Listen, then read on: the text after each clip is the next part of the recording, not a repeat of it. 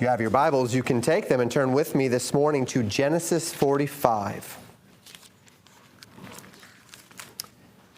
Last time together, we kind of split a narrative in half. We're actually going to kind of do it again this time. We're going to stop on another, at the end of Genesis 45, we'll stop on a bit of another point of narrative where we're going to need to continue, a cliffhanger of sorts. Joseph's brothers had returned to Egypt with Benjamin, having delayed as long as they could without their family completely starving in the famine that was ravaging the known world. Jacob was unwilling to send his youngest son Benjamin, fearing that some evil might befall him, and so they have left his son Simeon in prison in Egypt until such time as they ran out of food again. The famine has not yet finished. They have to do something. They have to go back. They need more food. There's still food in Egypt. There is not food in the land, and so they have to go back. Thus, Judah, in desperation, Jacob, in desperation, sends them, Judah having said that he would put his legacy on the line. And we saw last week that the text transition to where Judah is now elevated above his brethren. And Judah becomes that one who the text focuses on, and we're going to see why once we get to Genesis 49 and the promises of Jacob to Judah in that day. So out of necessity, out of desperation, finally they are sent with Benjamin because they cannot go without Benjamin. Joseph said, "You will not see my face unless your younger brother is with you." So now Benjamin goes with them. They arrive. Joseph is kind to them. He returns Simeon to them. He has a meal with them, but all the while seems to be putting them through some sort of test. Of course, we could speculate as to the reasons. Those reasons are probably well-founded, but the text doesn't give us them directly. We believe that it would have to do with skepticism about their character, wondering how they would react to the peril that Benjamin might be in. And indeed, he is put in peril as Joseph puts his cup in Benjamin's sack. Then they catch him, then they accuse him, then they find it in his sack. And so Benjamin is now supposed to be enslaved in Egypt for this theft. And we left the brothers last time, there we go, having turned back to Egypt, finding out that Joseph's silver cup was in Benjamin's sack. Then Jacob's, lots of J's. Said that last week too. Judah this time. Judah. Judah steps up and he says, "Would you let Benjamin go back so that our father is not grieved to death, and I will become a bondman in the place of my brother." And it is here that we pick up the narrative then in Genesis 45, beginning in verse 1. The Bible says this, "Then Joseph could not refrain himself before all them that stood by him, and he cried, 'Cause every man to go out from me.' And there stood no man with him while Joseph made himself known unto his brethren. And he wept aloud, and the Egyptians and the house of Pharaoh heard. And Joseph said unto his brethren, I am Joseph, doth my father yet live? And his brethren could not answer him, for they were troubled at his presence." So Joseph heard of Judah's offer. The offer can no longer perceives the need at this point to inhibit an emotional reunion. He's seen everything he needs to see. Judah has offered himself in Benjamin's place. He understands everything he needs to understand. Whatever tests he might have been doing, it's over now. He's got the answers he needs. He commands that everyone that's not his brothers leaves the room, and they did so, and then he cries out aloud so that the Bible says that everyone in the house, all the Egyptians in the house, heard him weeping. He was crying so loudly. He reveals himself to the men. "I am Joseph," he says, and then he says, "Doth my father yet live?" And this seems to be a very strange statement. He has asked after his father many times throughout these events. Each time his brothers have assured them of their father's health. Indeed, the whole point of Judah offering himself for Benjamin was his concern about the welfare of his father in that his father's emotional and physical well-being. But even still, we might understand this idea. Why would it be that Joseph would say again, "Does my father yet live?" Why would that be the first words out of his mouth when he's already asked and inquired about his father? Well, one thing that this tells us is that Joseph's heart and mind is toward his father greatly. Before being sold into Egypt, recall, Joseph and Jacob had a pretty close relationship. Joseph was Jacob's favorite, for better or worse. We talked about favoritism when we were there. Joseph was Jacob's favorite. There was a trust relationship there, and there was a good relationship. Furthermore, This is perhaps not even uncommon in our own day, right? You go to someone and you have a business transaction with them and you're interacting, and perhaps you did it already this morning. You went up to someone and you said, "Hey, good morning, how are you today?" And that person comes up and they say, "Yeah, I'm doing well, thanks." And that is the extent of the transaction. "How are you?" "I am well." And then maybe later on, you two are sitting downstairs eating lunch after the service, and you would look at them and say, "So how are you really?" And they might say, "Yeah, I'm actually kind of struggling." There's a difference between the formality of "How is your father?" "My father is well," when some random stranger who is the distributor of goods in Egypt is asking you about the wellness of your father, and now, "Oh, my brother, who I've not seen for 20 plus years, is standing before me, and he wants to actually know how dad is doing." There's a bit of a difference there. So Joseph says immediately to them, "Does my father yet live?" We continue then in the text, verses 4 through 8. "And Joseph said unto his brethren, Come near to me." There we are, my apologies. "Come near to me, I pray you." And they came near, and he said, "I am Joseph, your brother, whom ye sold into Egypt. Now therefore be not grieved, nor angry with yourselves, that ye sold me hither. For God did send me before you to preserve life. For these 2 years hath the famine been in the land, and yet there are 5 years in the which there shall neither be earing nor harvest.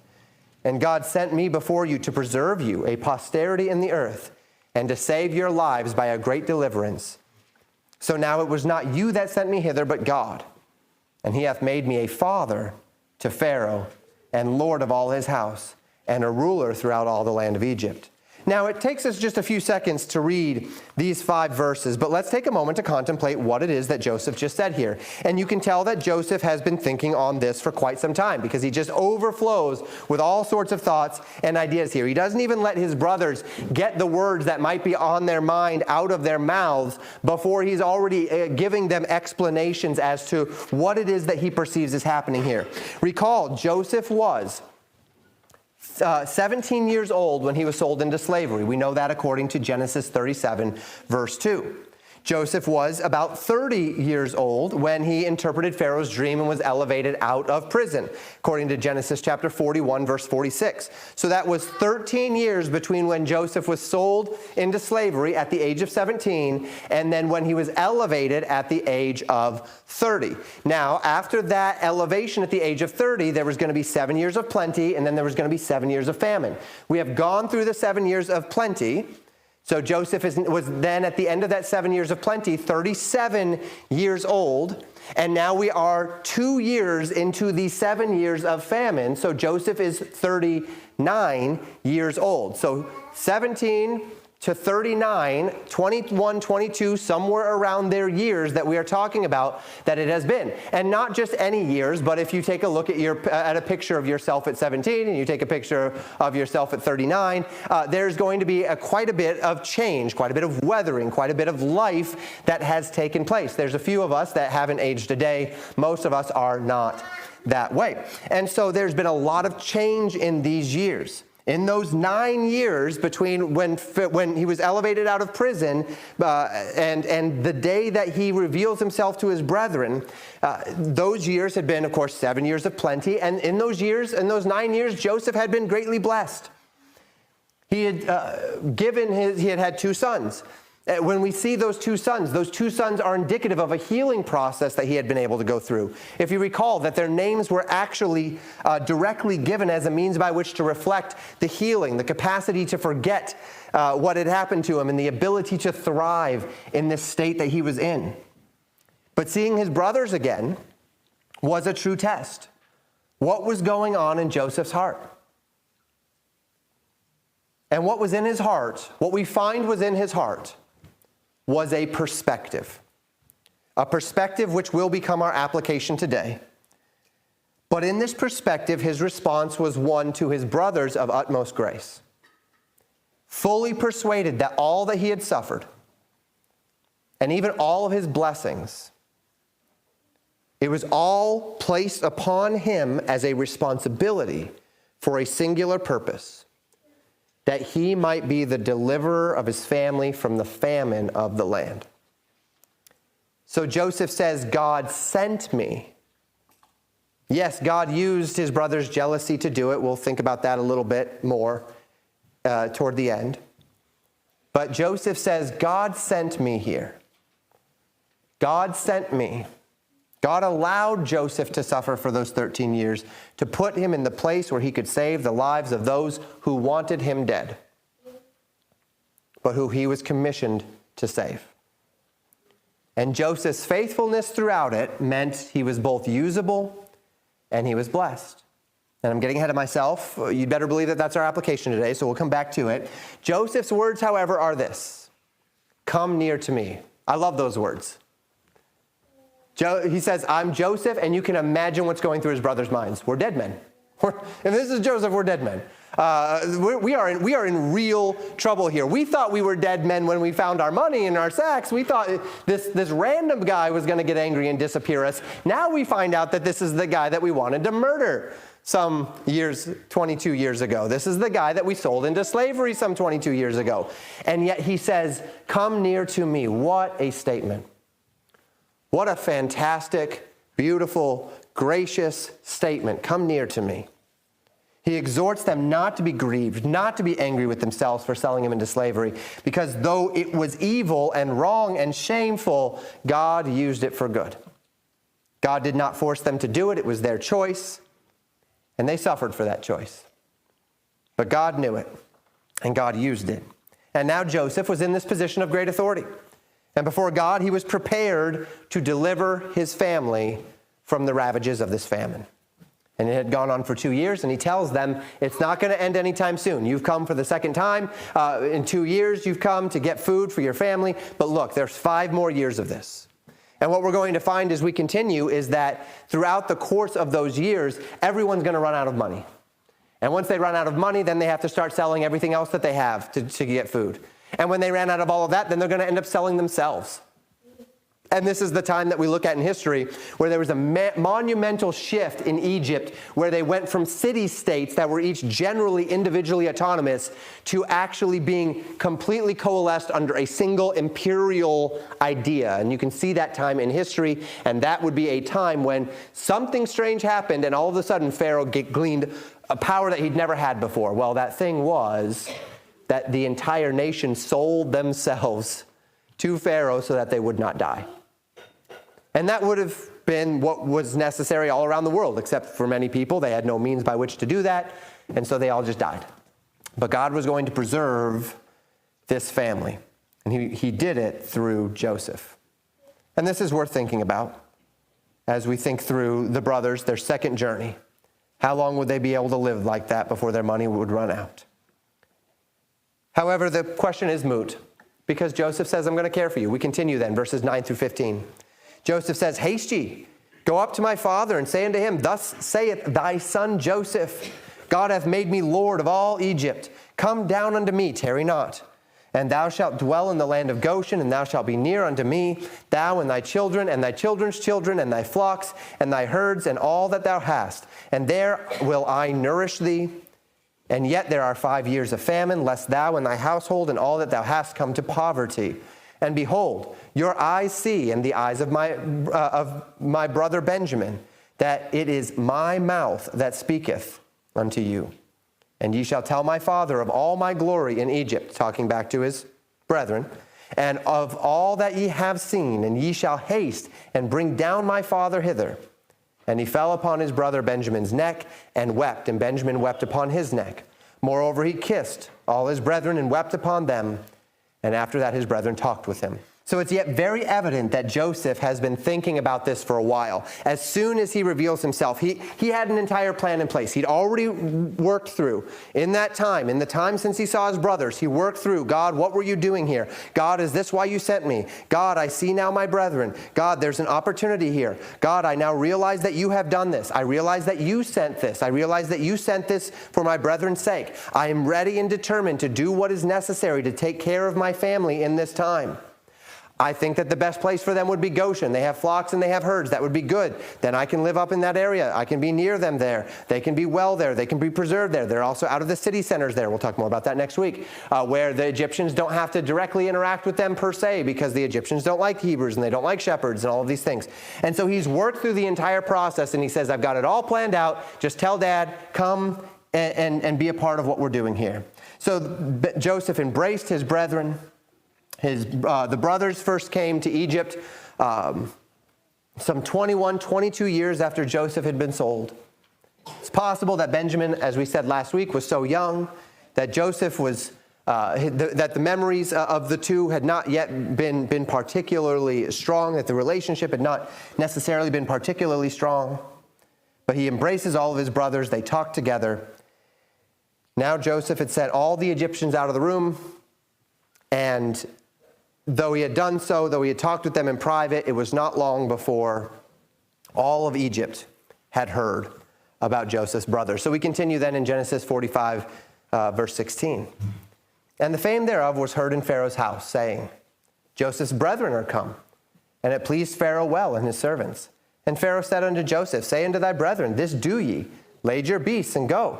Get you into the land of Canaan, and take your father and your households, and come unto me, and I will give you the good of the land of Egypt, and ye shall eat the fat of the land. Now thou art commanded, this do ye. Take you wagons out of the land of Egypt, for your little ones and for your wives, and bring your father, and come. Also regard not your stuff, for the good of all the land of Egypt is yours. So the Bible tells us word gets around quickly, that Joseph's brothers are there. It pleases the nation. It pleases the servants of Pharaoh. It pleases Pharaoh himself. More Josephs probably sounded pretty good to Pharaoh. Joseph was a very faithful guy, very capable guy. If his brethren are anything like him, then we've got a good thing happening here if they come our way. So Pharaoh tells Joseph to tell his brothers to go into the land of Canaan, to get their father, to get their household, to come down to Egypt, where they would eat of the fat of the land. That's an idiomatic expression for the idea that the land would be open to them, that the life and economy of Egypt would be open to them, that they would not be subjugated to a second-class citizen sort of an idea, but rather they would be free to operate in the land at will and be able to enjoy the blessings and the fullness of that land and all of the opportunities and everything else. So Pharaoh tells them not even to bother bringing their goods. Don't even worry about the stuff that you've got there. You've got all of the goods that you have in the land, the stuff that's going to encumber you and slow you down and not give you the capacity to come as quickly. Go ahead and leave all that there. We've got plenty for you here, and you can just leave it there, abandon it, get here, and then we will take care of you. And so this more or less became the plan, verses 21 to 24. And the children of Israel did so, and Joseph gave them wagons according to the commandment of Pharaoh, and gave them provision for the way. To all of them he gave each man a change of raiment. But to Benjamin he gave 300 pieces of silver, and 5 changes of raiment. And to his father he sent after this manner, 10 asses laden with good things of Egypt, and 10 she-asses laden with corn and bread and meat for his father by the way. So he sent his brethren away, and they departed. And he said unto them, See that ye fall not out by the way. So Joseph gives them wagons, he gives them provisions, he gave them each a change of clothing for the trip. He gives Benjamin significantly more, 300 pieces of silver, 5 changes of raiment. So once again, elevating Benjamin in the same way he did when they had their meal together in the last chapter. To his father he sent 10 asses laden with the goods of Egypt, and 10 more laden with corn and bread and meat for the journey back. So obviously the journey back would be significantly slower. It's not just 10 grown-up brothers now making this journey, 11 grown-up brothers making this journey. It is now children. It is now elderly. So they've got young children now. They've got old people now. The journey's going to be much, much slower. And so he sends a good deal of stuff back to provide for them along the way. And then I find this final statement of Joseph and his brethren intriguing, or to his brethren. He tells them, See that ye fall not out by the way.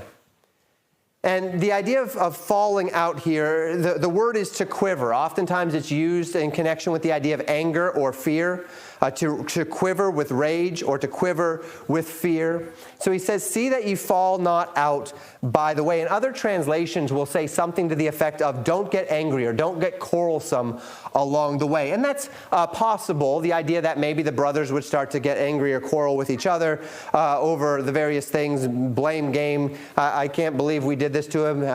That was such a dumb idea you had 22 years ago, whatever. They've probably already done all that, though. They did that a long time ago. They've probably quarreled about that more than once before. However, there's another way that we might be able to think through this. Not necessarily don't argue on the way, which is that idiomatic idea of having a falling out, but it could also mean this. Don't become fearful along the way. Don't become afraid of me. Joseph telling them, and I believe this is what he means by this here. Don't quiver along the way. I don't believe it means don't argue, don't fight with each other. I think what it means is this. As you're going back, you're going to have time to think. And as you start to think, you're going to have a lot more time to wonder what my motives are.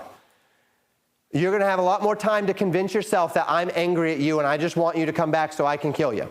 You're going to have a lot more time to think about the fact that nobody gets thrown into a pit with the intention of murdering them, then sold into slavery. They don't even know, maybe they do know what has happened to him at this point. That he spent those years in Potiphar's house, and then he spent those years in prison before he was elevated into this position. Maybe now they know that. And the brothers might, along that journey back, say, you know what? Nobody forgives like that. Nobody would be willing to take care of their brothers after their brothers did that to him. So we're just going to stay away. We're just going to stay. We're not going to come back into the land. We're not going to go back there. Joseph can't, he did not forgive. We're not going to go back. And Joseph compels them. This is what I believe he's saying. Don't fall out by the way. Don't quiver along the way. Don't be afraid. Don't be afraid to come back. Don't be afraid of me. Don't be afraid of my response. Don't be afraid of my retaliation. Don't be afraid of my vengeance. That's why he was so quick to try to tell them, look, I see what God was doing here. I don't even regard this as you. I regard this as God having sent me here. That was very, very purposeful. He needed them to know that so that they would have comfort to come back to Egypt. We finish the chapter then, verses 25 to 28. And they went up out of Egypt and came into the land of Canaan unto Jacob their father, and told him, saying, Joseph is yet alive, and he is governor over all the land of Egypt. And Jacob's heart fainted, and he believed them not. And they told him all the words of Joseph, which he had said unto them. And when he saw the wagons which Joseph had sent to carry him, the spirit of Jacob their father revived. And Israel said, it is enough. Joseph my son is yet alive. I will go and see him before I die. The brothers leave Egypt, they return to Canaan. They tell their father that Joseph is alive. They tell him everything that has transpired. Joseph was the great man. He ruled over all Egypt. Perhaps they know the story. They tell him the story of how that happened. Jacob was predictably overwhelmed with emotion. But they show him all the blessings they had from Egypt, all of the things, all of the goods, not just the food that they brought back, but all of the goods that were also there representative. And the Bible says that the spirit of Jacob revived. He says, it's enough. I see it. I believe it. I'm going to go see Joseph before I die. And this is where we leave the narrative again for today. A little bit of a cliffhanger once again. Jacob is now ready to return or to go to Egypt to see him. But notice here, he doesn't say, I'm going to go live there. He doesn't say our whole household's going to go there. He says, I am going to go see Joseph before I die. It's going to be next time we're together in Genesis 46 that we're going to find Jacob, the Lord speak to Jacob, comfort Jacob's heart, and then compel him to actually move his entire family there to Egypt. And that's what we'll talk about next week. But as I promised you, our thoughts turn back to Joseph, to his words to his brother as we step into our application time this morning. There are many words that we might use to describe Joseph's grace in that moment. We might use that word. We might call it gracious. We might call it forgiving. We might call it noble. All of these things are without a doubt true of what Joseph had said. But we also know that Joseph had already found forgiveness. As I said before, this was indicative even of the name of his firstborn son, Manasseh. That word, the name Manasseh literally means causing to forget. Joseph had already released his brethren from their wrongs against him, although in consistency with what we talked about when we talked about the brothers and shame and guilt and everything else, it's very possible that it was not until Joseph was able to kind of find his footing that he was able to slow down and gain perspective and find that full release. It is entirely possible. The text doesn't tell us. The text tells us that Joseph was a faithful man who loved the Lord and did what was right for his master Potiphar and did what was right when he was in jail. We certainly know that he still regarded the wrong that was done against him, because when he talked to the butler, he said, "Remember me, because I've been falsely imprisoned in this place. I was sold into Egypt. I was a free man of the Hebrews. I was sold into Egypt. I'm falsely imprisoned. None of that was supposed to befall me. I'm not even of that class of slaves. I am a freeman of a great family in Canaan." And so we recognize that he still saw and regarded the injustice that had been done unto him. Perhaps it was not until after he was able to settle and have his wife and have his first son that he was finally able to reconcile with everything. Healing takes time, Christian. And a release is an immediate thing, a choice. It's a choice to release. But all of the emotions and all of the pain and all of the things that come with forgiveness, sometimes that takes time. We've talked about that, but we perhaps even see it here. Joseph had released his brethren of the wrongs against him. And then there was the process of determined healing from all of those wrongs. Here in Genesis 45, though, we read something different. Let's walk through Joseph's words to his brethren again, see exactly what Joseph is saying here. Genesis 45:5. He says, "Now therefore be not grieved, nor angry with yourselves that ye sold me hither. For God did send me before you to preserve life." And then again, verses 7 and 8. "God sent me before you to preserve a posterity in the earth and to save your lives by a great deliverance. So now it was not you that sent me hither, but God. And he hath made me a father to Pharaoh, and lord of all his house, and a ruler throughout all the land of Egypt." Joseph manifests a perspective here that can be assumed only by those who believe that the purpose of God transcends human actions and interactions. Not that God preordains every man's thoughts, and not that God preordains every man's actions. That is not true. That's somewhat absurd. It invalidates the whole biblical narrative of God's love and of man's fall and of redemption, of the nature and reason of eternal judgment, of the concept of God's justice and of God's judgment. Indeed, if men do not have personal agency over their own decisions, if God's sovereignty demands that men are simply playing out a script that God has written in this sense, automatons in God's divine simulation, then nothing matters anyway. The only end to such thinking is nihilism. Nihilism is the order of the day, the idea that absolutely nothing matters. Joseph has nothing to care about, rejoice in, submit to, or otherwise regard, because God has done it all anyway. His reaction is God's script. His brother's actions are God's script. So he tells his brothers, well, don't be angry at yourselves, because this is all just God's script. And that's not what he's saying here. Indeed, Paul even speaks to this idea, this dangerous idea that we can fall into, that says that, well, because unrighteousness is something God is able to use, that then I don't have to feel bad about my own unrighteousness, or I don't have to feel bad about sin. This was what he talked about in Romans 3. I don't have this up on the screen this morning, but this is what Paul says in Romans chapter 3, beginning in verse 1. He says this: "What advantage then hath the Jew, or what profit is there of circumcision? Much every way, chiefly because that unto them were committed the oracles of God. For what if some did not believe? Shall their unbelief make the faith of God without effect?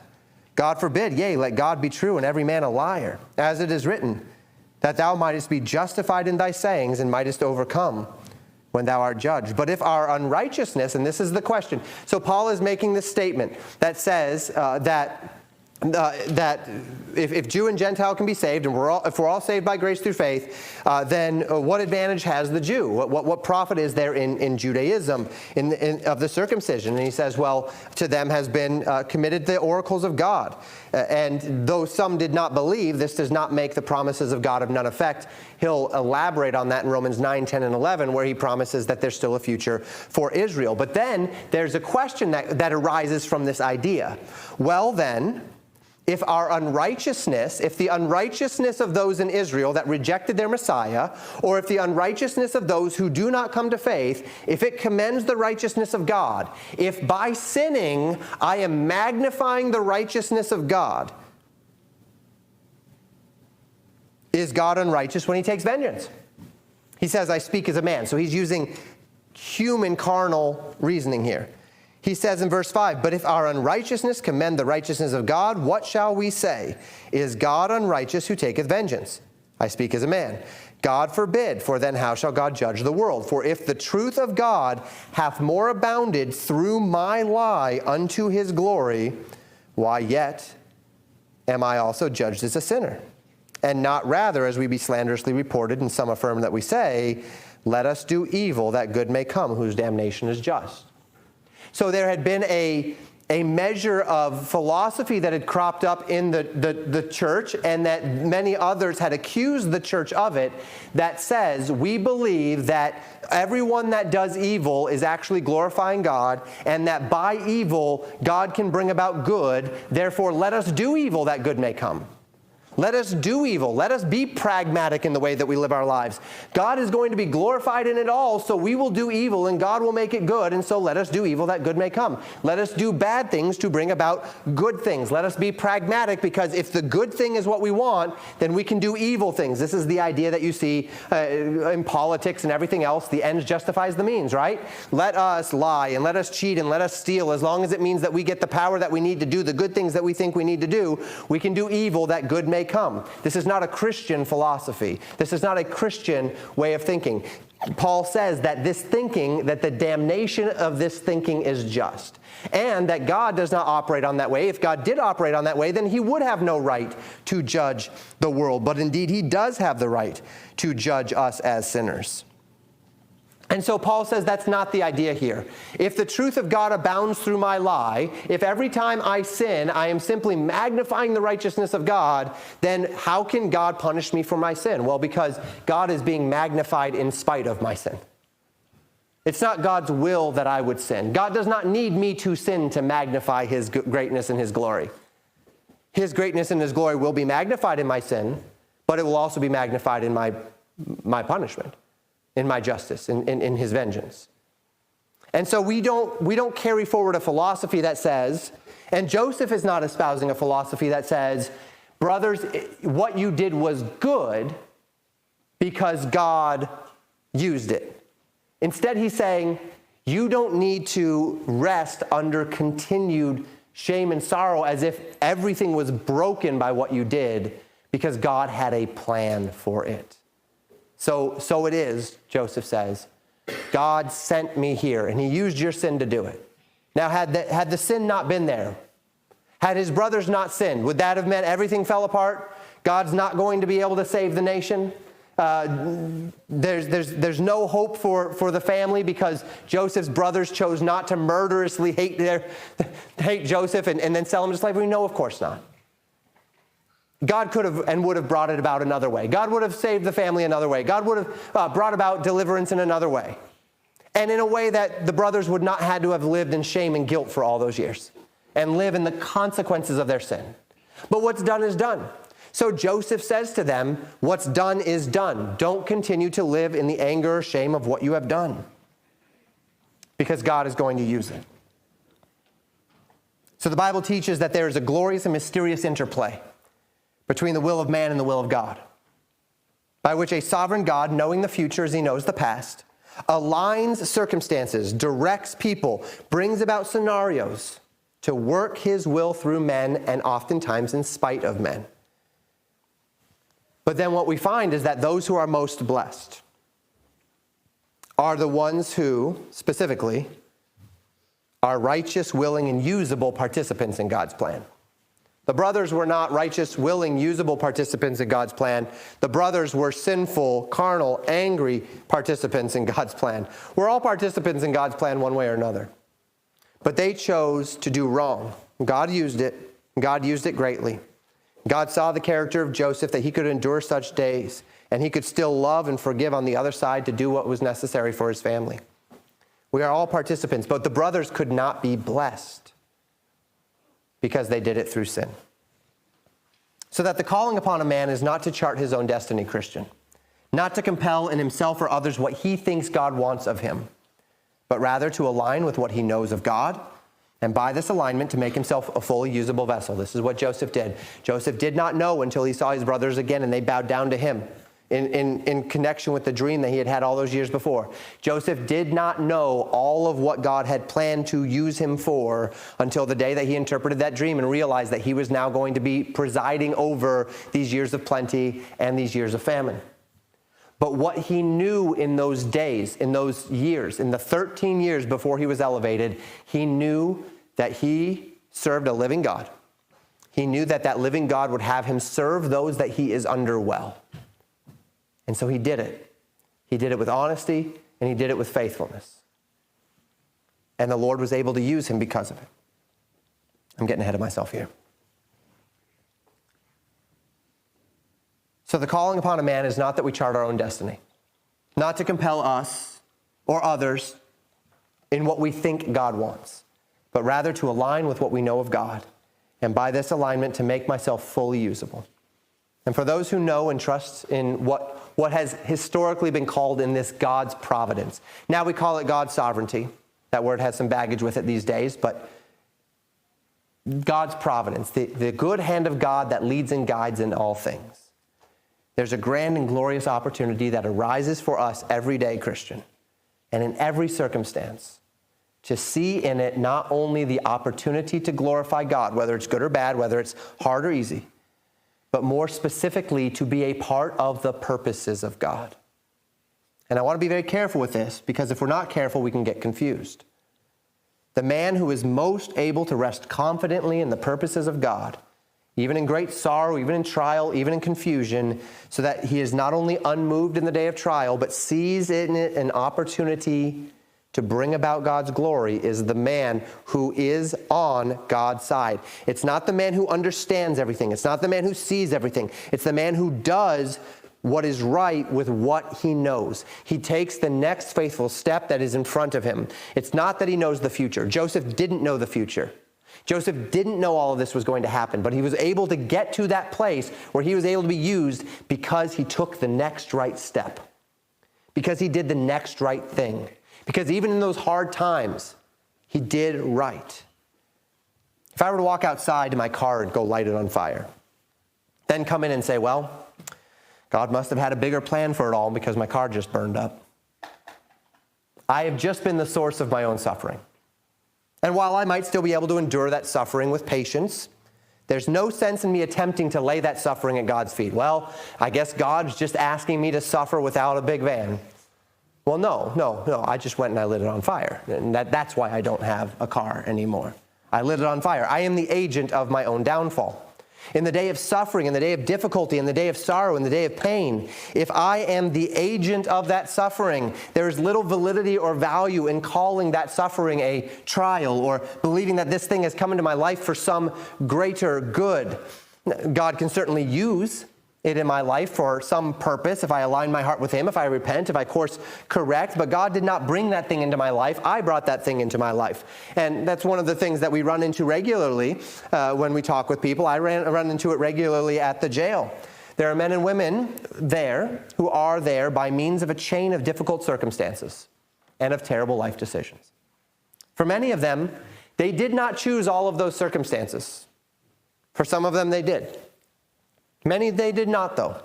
They didn't choose to have drug-addicted parents who decided to get them hooked on drugs at the age of 12. They didn't choose that.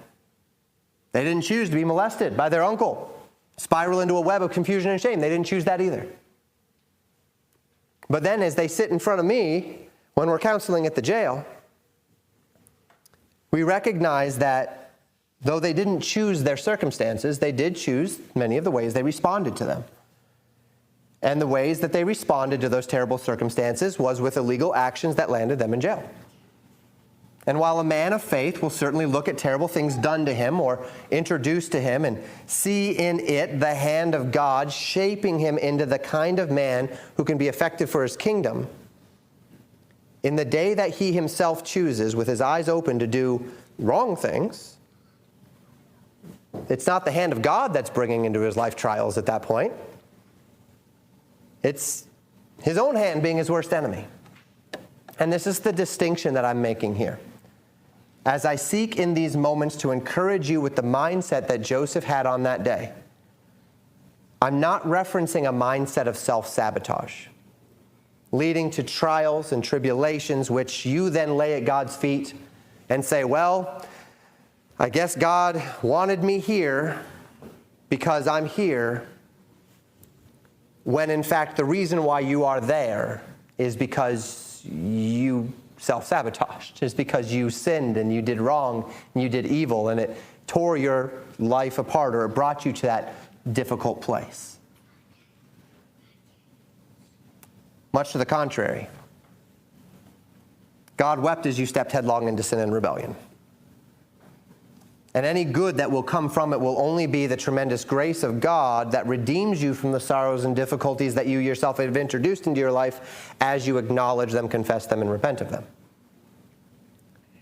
The category of men that we look at when we study Joseph today is different. This is a category of men and women who are not self-sabotaged.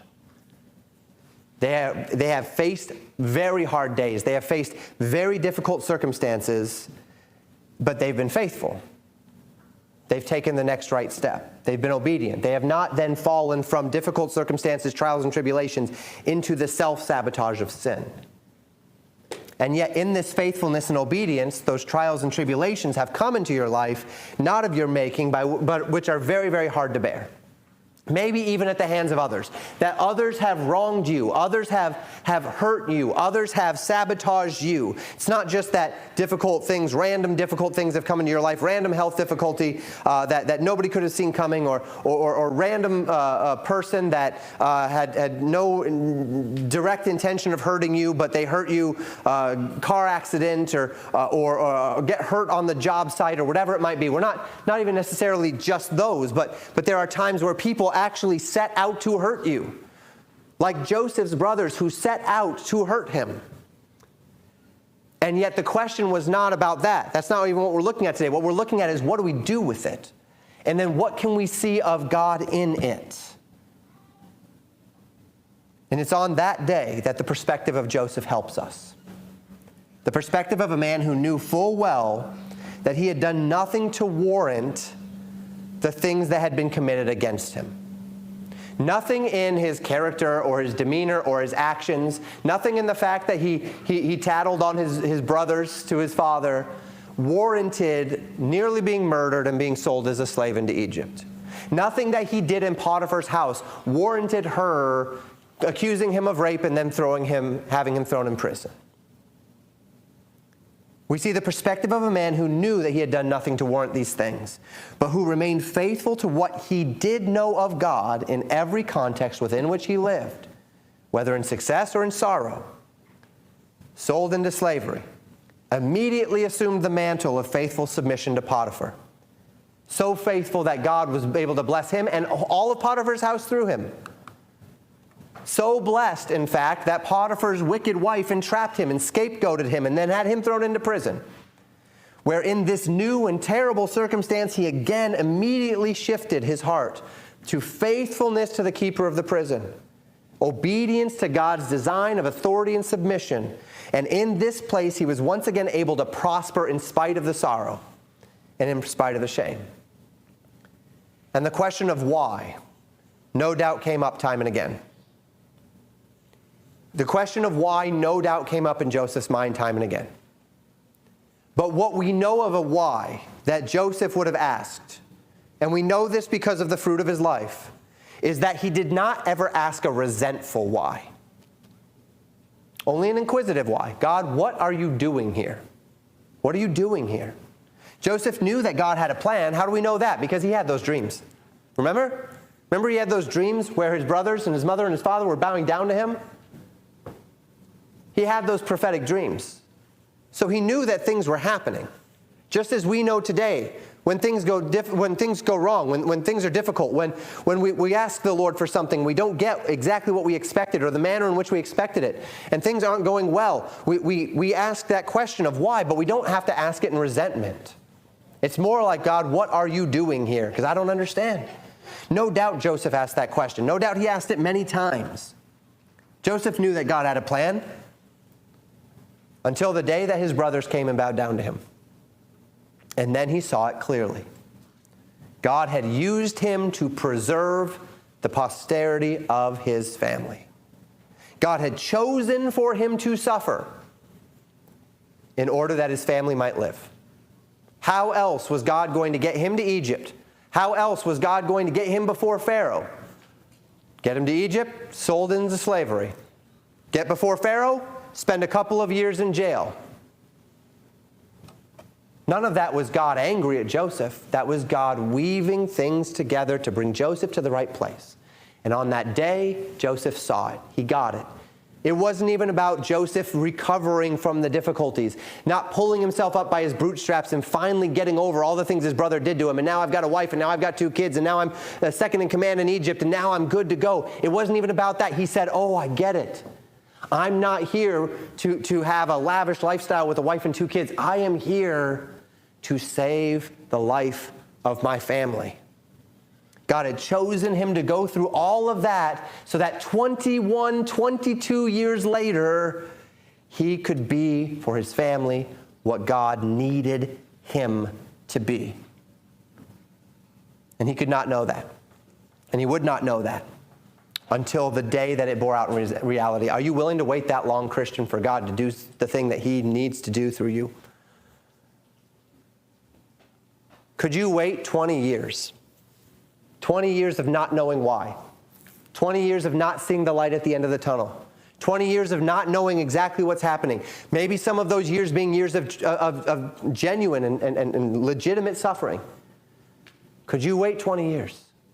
And then on the backside of that, still have a heart for God that is sensitive enough to say, wait a minute, I see what God has done here. And I want to be a part of that. This is why God brought me here. This is what God has been gearing me up for. This is what God has been preparing me for. This is why I've been suffering. This is why I've been laboring. This is why I've been praying. Not everything happens overnight, Christian. Sometimes it takes some time. Sometimes it takes a long time. But Joseph was faithful as he waited.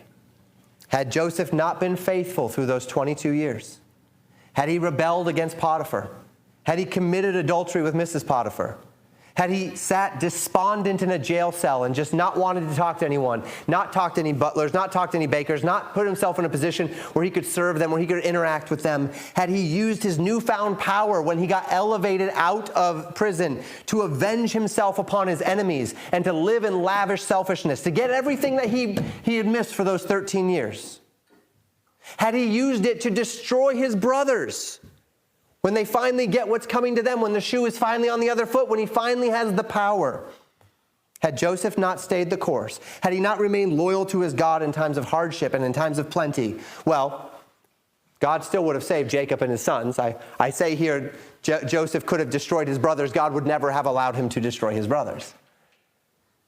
God still would have been faithful to Jacob and his sons. God would not have recanted upon the promises to Abraham and Isaac and to Jacob and to his posterity. But here's the thing. Joseph never could have been the tool by which God was able to do it in the way he was, had he not been faithful. And it is this that I encourage you unto today, Christian. A mindset of the providential purposes of God. You and I do not know why it is that you are on the road you're on, that I'm on the road I'm on.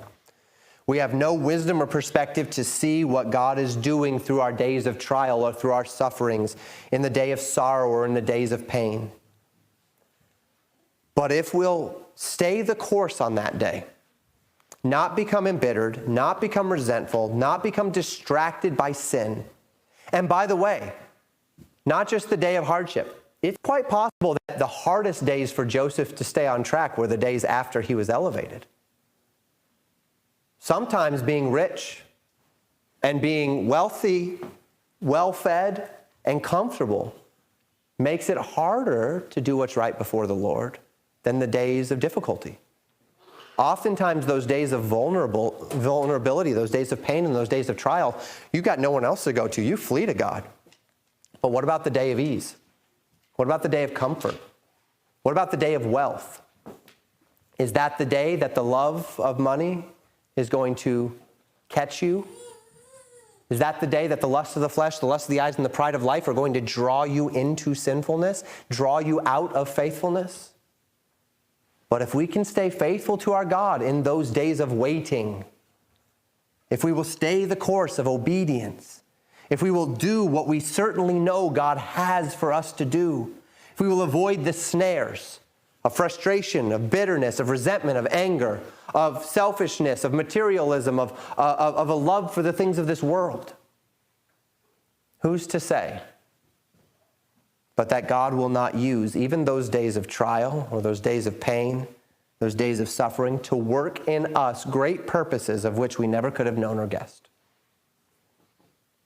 And we do think about the suffering end of this more so. And in that vein, we read this, 2 Corinthians 1, verses 3 and 4. You've probably read these verses. Maybe you keep close tabs on these verses in your life. 2 Corinthians 1, verses 3 and 4, Paul writes, "Blessed be God, even the Father of our Lord Jesus Christ, the Father of mercies, and the God of all comfort, who comforteth us in all our tribulation, that we may be able to comfort them which are in any trouble by the comfort wherewith we ourselves are comforted of God." And this is the perspective of which I speak. There's many different verses in the Bible that we could go to see this play out, and of course Joseph is one of them. We serve a God who comforts us in our times of sorrow. We walk that path on foot. We go through those hard days. We are taken to those passages in the Psalms that lift us up in days where there's not much else to lift us up. We remember what it is to get that card in the mail or to get that phone call that says, "Hey, I'm thinking of you. I love you. I care about you. I'm praying for you."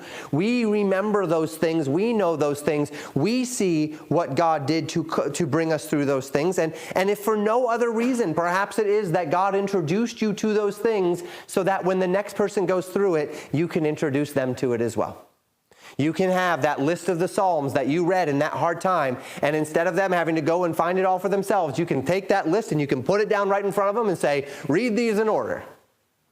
And you can send them a card, or you can send them a text, or you can give them a phone call, and you can be for them what someone else was for you. And you can be comforted.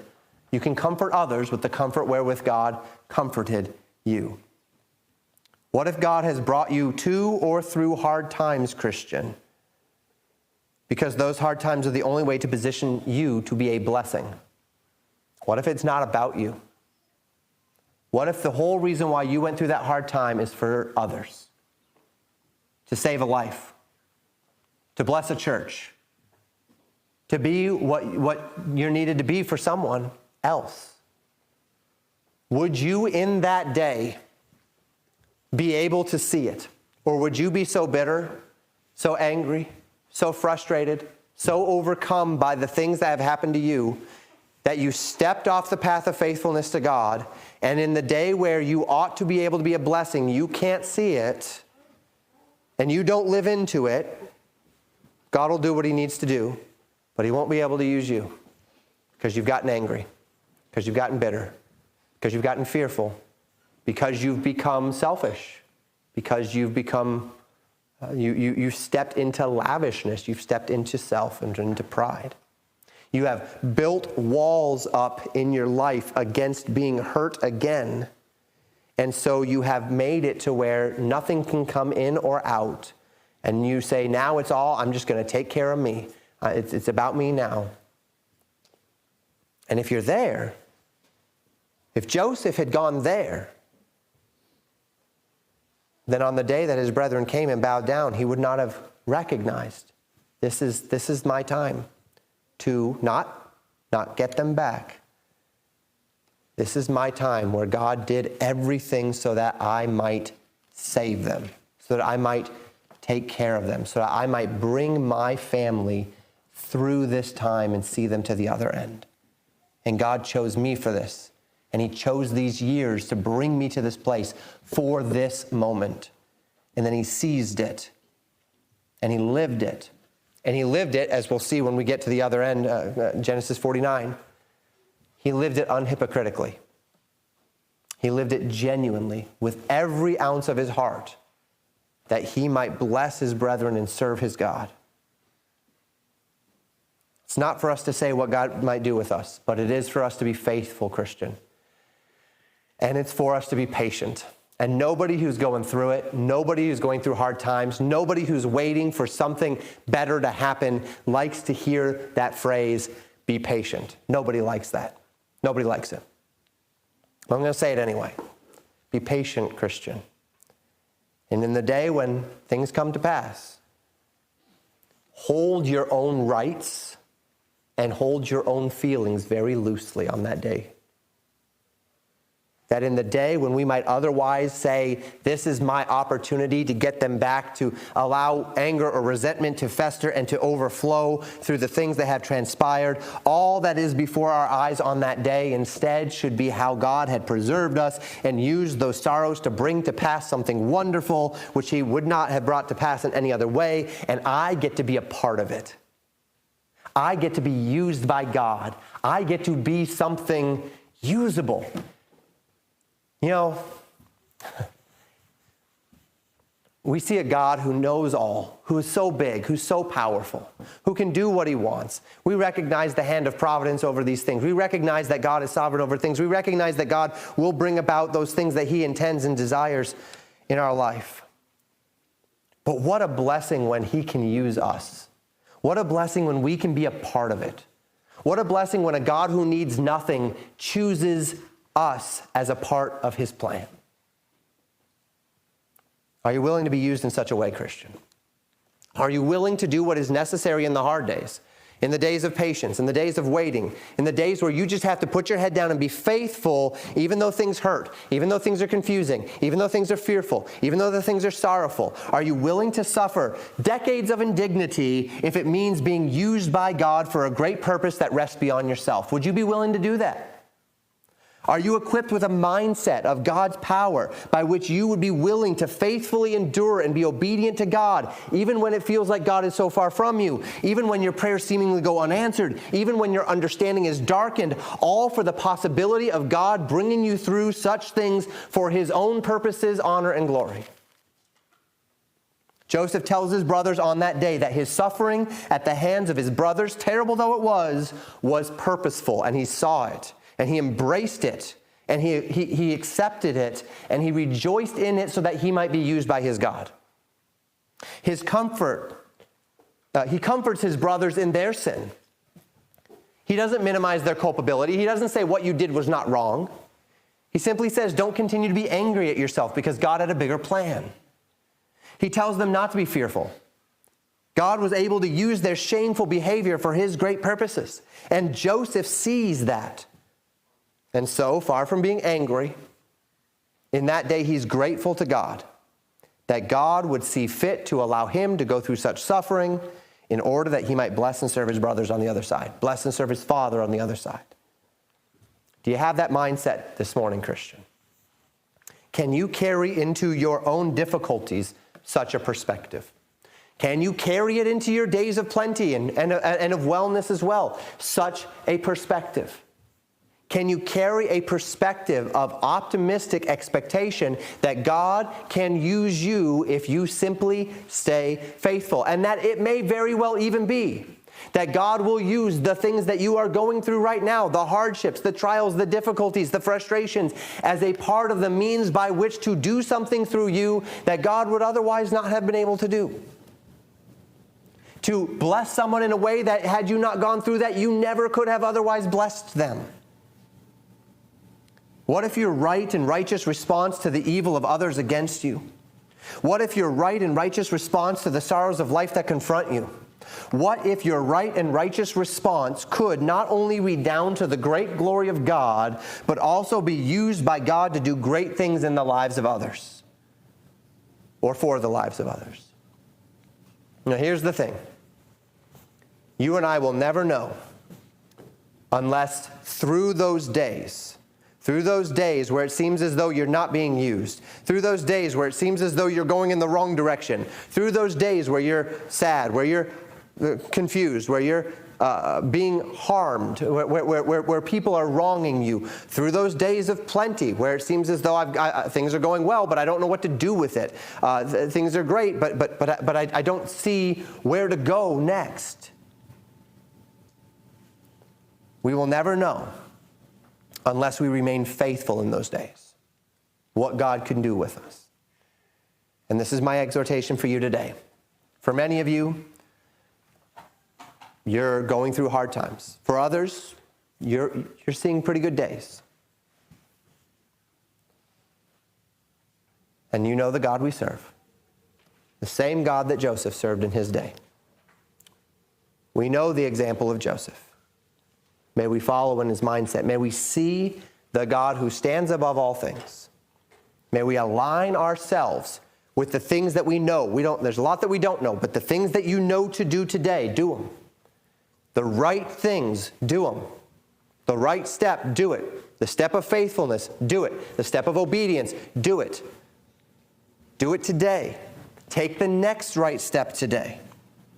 May we align ourselves gladly with what we know of our God, that he might be glorified, most certainly, but also that he might use us to accomplish his great works among men. Thank you for listening to a weekly sermon of Legacy Baptist Church in Independence, Minnesota. While online sermons are not an adequate substitute for a local church in the life of a believer, we hope that its contents has served to assist and encourage you in your walk with the Lord.